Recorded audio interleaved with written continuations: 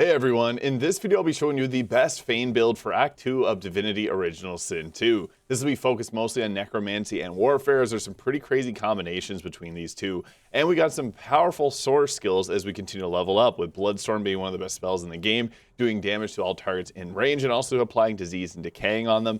And we also have things like Grasp of the Starved. Once we get our second source point, which is pretty early on in Act 2, we can then do this attack, which will do over 300 points of damage. We also got things like this Corpse Explosion, which are obviously very powerful. And then crazy synergies with things like Living on the Edge, so that you cannot be reduced below 1 health point for 2 turns, which actually combos with Last Rites, which makes you take 400 damage and revive one of your teammates to max health. Furthermore, we can pair this with Shackles of Pain, and any target that has their physical armor stripped will take the damage that we take, meaning this 400 points of damage that we'd be using to revive our teammate is going to be dealing pure damage to that target. It's kind of crazy for a revive.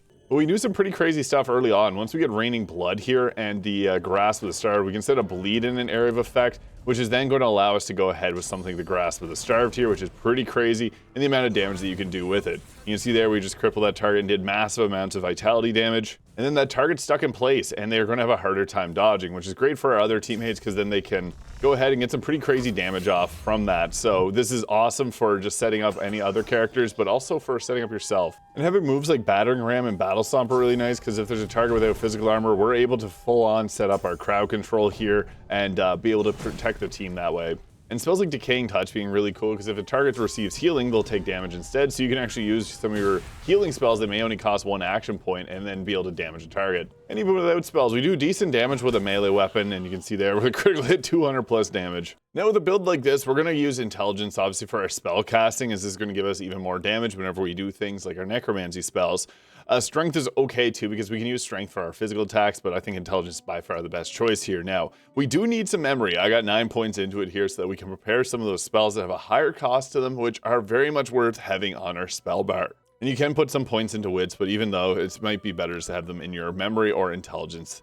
Now for our abilities, this is where we want to actually be using Warfare because this will scale up all of our necromancy spell damage. The necromancer skill doesn't give us more damage, it'll actually give us just more health back whenever we use those necromancy attacks, or any attack really that does damage to the vitality. But Warfare being a big one because this is going to give us 70% more damage. We get 70% more from our intelligence as well, so we're doing pretty respectable damage here. And I have +5 from gear. Look for Warfare, #1 skill. I like to have 1 point into Scoundrel here. This lets us take the pawn if we wanted to. But if not, it also gives you Adrenaline, which is a really good skill. The Hydrosophist, we need to have at least 3 points here because this is going to give us healing, but it gives us the ability to cast some of the more powerful spells that go alongside Necromancer. Now, to get those spells, you do need to have the source books for both Necromancer and Hydrosophist, and you're going to combine them together in your crafting menu to be able to get some of the more powerful spells. And I also like Airthurge or Pyrokinetic. We really only need 1 point here at this point, unless you want Mass Corpse Explosion, but just regular Corpse Explosion is great. We're going to put the rest of our points into Necromancer there. I do like Polymorph, but I don't think it fits this build well, so it'd be most points into Warfare there. I have all the points I possibly can. A few points into Necromancer, Hydrosophist up to level 3, and then 1 point of Scoundrel. And ideally 1 Pyrokinetic. You can get this from gear, however. Now, once we get into our talents here, there's a few that are really good. The Elemental Affinity is crazy because whenever you're standing in a blood surface, you get 1 action point less cost for those spells. And you can actually, as FANE, shapeshift into an elf and do blood sacrifice there to be able to turn yourself into getting this easily. Another really important spell is talent is Savage Sortilege here, which will give all your magical skills a crit chance equal to your weapon crit chance. We're using a 2-hander to get a crazy crit damage and ability to get those crits as well, which I'll get into in the equipment section. Now, Hothead is another really good one because this will give you a 10% critical hit chance, which again does work on our spells when at max vitality. With Necromancer spells, we absorb health and we can replenish ours really easily. So Hothead is really good on this setup. Now I have the Pawn here. You can use the Pawn or the Executioner. Those are both good. Now, since I'm using a melee weapon, it's sometimes nice to have a bit of mobility. Even though there are 2 melee attacks that we can use at range, it's still nice to have a bit of extra movement, so this can be a good option. Opportunist is still a good choice because we're going to be in melee range often, so I don't mind that. Picture of Health is another cool one because this gives us 3% vitality for all of the points we have in our Warfare, which will actually give us a good amount of health. And this is nice because we got so much health restoration so that we can actually take advantage of this. But my personal preference is to go with these 4 here: Elemental Affinity, Hothead, Savage Sortilege, and the Pawn. So for our skills, I would recommend having the Warfare Battering Ram here. Knocking a target down is extremely good because they'll end up skipping their turn. Use this whenever the physical armor is stripped. You should have this pretty much on everyone if you're doing a full physical team. Same thing with Battle Stomp. These are both really good spells. Now, I also like Haste, which will give you an extra action point, so it kind of pays for itself, and it's nice to be able to get additional movement speed off, especially if we're using the pawn. I also like the Phoenix Dive here to further set up our positioning. It only has a 1 action point cost, so both of these are nice just for the extra mobility that they bring. Now, for our necromancy spells, I really like Corpse Explosion here. You combine a Pyrokinetic book with a Necromancer book, and you're going to get this spell here. It's really good. Whenever there's a corpse down, you can blow it up, and it's going to do a ton of damage, like 300 to 400 points of damage. It's really useful. I also like Infect here, so infected target. Disease ones will reduce damage with all attacks, and they'll have lowered constitution, so they end up having less health. This is really nice for 2 turns. They're going to be debuffed pretty heavily. I also like Mosquito Swarm here, as this does a bit of damage, and it's a range attack. Once the target has no physical armor, you can actually get a good amount of vitality back from this, and it'll set up bleeding on the enemy as well. So this can be good to combo into some of our other abilities, which we'll get to, but Decaying Touch, as mentioned, is really nice because this will make the target take damage from healing spells. So if you have someone else in your team that can use things like First Aid, a 1 action point cost for 150 points of damage is pretty crazy. So this is a good one to pair alongside it. And then our big combo here is the Living on the Edge. Again, what this spell does is basically you can't go below 1 health point, so every point of damage you take is fine. You can pop this on yourself and then use Shackles of Pain on another target, and then you can basically have everybody in your team attack yourself. If you're at low health, it doesn't even matter. The target that's receiving the Shackles of Pain will take all of that damage. It's kind of funny. This also means that you can use the last raids here to take 400 damage. The target will take 400 damage that has Shackles of Pain, and then you're going to revive a teammate to full health. This is a crazy action economy type of move so that you're able to do a lot more damage and also keep your team alive. With that same vein, I also like to have the Raised Bone Widow. This is better if we have higher summoning skill, but it's still only a 2 action point cost. You can actually do this before combat starts as it lasts for 5 turns, and it'll soak up a few attacks for your team, which I think makes it worth its while. Now, we also have some of the higher memory costs with Grasp of the Starved. I wouldn't recommend going with Bloodstorm until a bit later in Act 2, but Grasp of the Starved doing an insane amount of damage and then leaving those targets stuck in their place. This does have a 2 action point cost and a 2 cost of Source, but is well worth it because, yeah, you can set that up easily with Raining Blood or any of the other skills here, and then you're just going to have the lower cost as well with it. So, yeah, this is pretty strong. And once you get a little later, you can then use Bloodstorm, which is going to hit in a large area of effect, doing the physical damage and setting Diseased and Decaying, which is really nice because it doesn't have a check. It goes straight through armor. So yeah, that can be really good to be able to set up some of our more powerful debuffs really quickly. Since we got a bit of Hydrosophist here, I like to have Restoration for a 1 action point cost. That's funny because if you have Decaying on an enemy, you can then heal them with a 1 action point cost to make them take damage. It's kind of nice. There's also Vampiric Hunger here, which will set up with a 1 action point cost, 50% life steal for 2 turns on one of your teammates.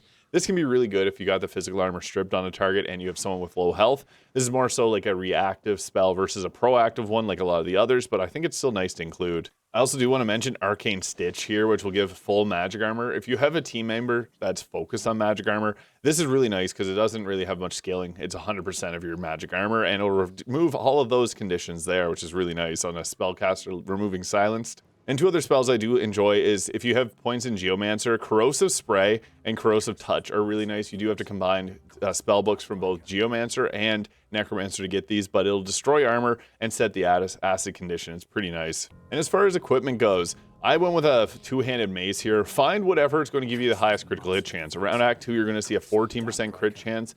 I got points into strength, although points into intelligence would be much better. We're looking for mostly intelligence, warfare, necromancer, and hydrosophist. Those would be the best skills to look for. So on this one, really, movement's going to be nice too because we get the pawn on our character. You're going to be looking again for most of these. That even constitution's a good point to look for because it's going to give us more health. I got around 600 at the current moment. If we went with the one that's going to add our warfare to our health, we'd have over 700, which is really nice as well. But look for warfare. Intelligence and Hydrosophist with strength being okay and constitution as well. Anything that'll give you crit chance is great because again, our critical hit multiplier with a 2-handed weapon is 185% damage. We also then get from all the bonuses that we got a 31% crit chance, which is going to count on all of our spells. So 1 in 3 spells will crit. Pretty crazy stuff, and we have great accuracy. I have 400 physical armor here, and then we got a good amount of vitality. This is from having the MROC here, which is something you can get in Act 2. It's pretty useful. And another little pro tip I want to mention is armor piercing grenades will actually set up bleed. It does piercing damage, which means it goes through shields. Another thing is if you have a huntsman in your team, I really like the FANE build that I got here. With the marksman's fang, it can also apply bleed on the ground as well. And if you got someone like your scoundrel here, you can set up bleed with a sawtooth knife as well. And then rupture tendons is nice too, because whenever the target moves, they take piercing damage and they'll set up bleed on the ground as they move. So this is great because it's going to set up a lot of our other powerful spells and abilities. But armor piercing grenades are nice. You can even have these with a 1 action point cost if you use the offhand talent on your someone that's got a bow in their main hand, so they can set up bleed really easy for you. So our role in combat really depends on we're kind of like a reactive character. So if there's blood set up already, we can use things like Grasp the Starve right off the bat. If there's targets that have their physical armor stripped, we can then go ahead with some crowd control spells. And if we need a revive, we can then use Shackles of Pain on that target and then go ahead with reviving them. You can even use Comeback Kid, which is kind of funny with the revive, because then you don't have to set up your last rites here, or living on the edge to make sure that you survive. But all these are great selections. I typically just go for the knockdown whenever possible, because that's going to be one of our best options. And then you can follow up with things like Mosquito Swarm, which will set up a bit of blood on the ground, which is nice because then we can use that for some further abilities. Again, shape-shifting into an elf is going to give us the best ability because you can then use the shed to be able to set up blood below yourself. Unfortunately, I have acid poison on the ground from my archer, which is not ideal. But yeah, once you get that third source point, Bloodstorm is such a crazy ability that I just recommend using that because it's going to do a ton of damage, has that cool animation, and it's going to set up disease and decaying on enemies in a row like that. So yeah, getting multiple debuffs off on them in a second is great. And the Bloodstorm again there, paying off on the next turn, taking out that target there without much worry. That's really great because, yeah, you got that blood surface really set up well. Corpse Explosion being a really great spell if you can get a corpse in range. Sometimes it's really hard to do that, so you could use one of the, you could raise a corpse with the bloated one and make it explode on an enemy to set up blood surfaces too. And Portabile here actually has really low health, so I think it's best at this point, since we have the Vampiric Hunger here, to apply that onto her so that she's able to go back and get her health back. And we also have Restoration there, which we can use to heal. Not always the best to heal in this game, but sometimes it's nice to have that, because now Sabilo can get pretty much her entire health back. Just, yeah, one attack there. 50% lifesteal is pretty crazy, because it's going to be doing an insane amount of damage on a rogue.